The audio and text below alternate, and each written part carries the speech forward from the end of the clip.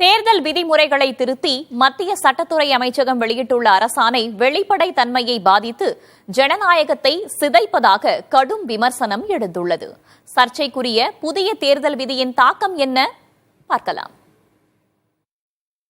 December 9ஆம் தேதி பஞ்சாப் மற்றும் ஹரியானா உயர்நீதிமன்றம் தேர்தல் ஆணையத்துக்கு ஒரு முக்கிய உத்தரவை வழங்கியது.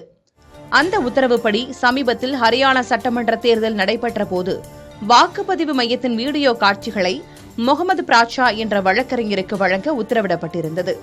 சிசிடிவி காட்சிகள், பாதுகாப்பு கேமரா காட்சிகள் மற்றும் அந்த வாக்குப்பதிவு மையத்தில் நடைபெற்ற காணொலி பதிவு ஆகிய அனைத்து நகலும் மனுதாரருக்கு அளிக்க வேண்டும் என உயர்நீதிமன்றம் உத்தரவிட்டது. அப்போதே தேர்தல் ஆணையம் இந்த உத்தரவுக்கு கடும் எதிர்ப்பு தெரிவித்தது. வேட்பாளராக இருந்தால் கட்டணமின்றி அவருக்கு காணொலி விவரங்கள் அளிக்கப்பட வேண்டும் எனவும், மனுதாரர் வேட்பாளர் இல்லை என்பதால் அவரிடம் கட்டணம் வசூலிக்கலாம் என்பது மட்டுமே ஒரே மாற்றம் என உயர்நீதிமன்றம் தெரிவித்தது. ஆகவே அந்த வாக்குச்சாவடியின் காணொலி பதிவுகளை மனுதாரர் முகமது பிராட்ஷாவுக்கு வழங்க தேர்தல் ஆணையம் உத்தரவிட்டது. இத்தகைய சூழலில் மத்திய சட்ட அமைச்சகம் சர்ச்சைக்குரிய உத்தரவை பிறப்பித்தது. டிசம்பர் 20ஆம் தேதி வெளியிடப்பட்ட அரசாணையில் தேர்தல் விதிமுறை 93 திருத்தப்பட்டது. இந்த விதியின் உட்பிரிவு 2A திருத்தப்பட்டதால் தேர்தல் தொடர்பான ஆவணங்கள் மற்றும் பிற ஆதாரங்களை பொதுமக்களுக்கு அளிக்க வேண்டும் என்கிற நடைமுறையில் மாற்றம் ஏற்படுகிறது என தெரிவிக்கப்பட்டுள்ளது. ஆகவே முகமது பிராட்ஷா போன்ற மனுதாரர்களுக்கு தேர்தல் ஆணையம் அனைத்து ஆவணங்கள் மற்றும் ஆதாரங்களை பகிர வேண்டும் என்கிற கட்டாயம் இனி கிடையாது என்கிற சூழல் உருவாகியுள்ளது.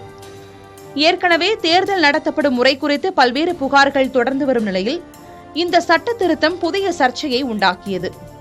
2 பிரிவுகளாக உள்ள 17C ஆவணங்களை 6 வாரங்களுக்குள் வழங்க பஞ்சாப் மற்றும் ஹரியானா உயர்நீதிமன்றம் உத்தரவிட்ட நிலையில் மத்திய அரசு நீதிமன்ற உத்தரவை தடுக்கும் வகையில் இத்தகைய அரசாணையை பிறப்பித்துள்ளது என்பதே எதிர்க்கட்சிகளின் குற்றச்சாட்டாகும்.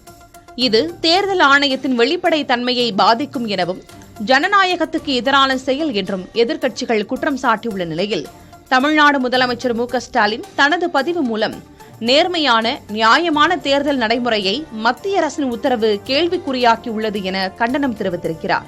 ஹரியானா சட்டமன்ற தேர்தல் மட்டுமின்றி மகாராஷ்டிரா மாநிலத்தில் தேர்தல் புனித தன்மையை கெடுத்து பெற்ற பொய்யான வெற்றி தீவிரமான எதிர்ப்புக்கு ஆளாகியுள்ளதால் அடைந்துள்ள பதற்றத்தின் எதிரொலியே இந்த உத்தரவு என அவர் குற்றம் சாட்டியுள்ளார்.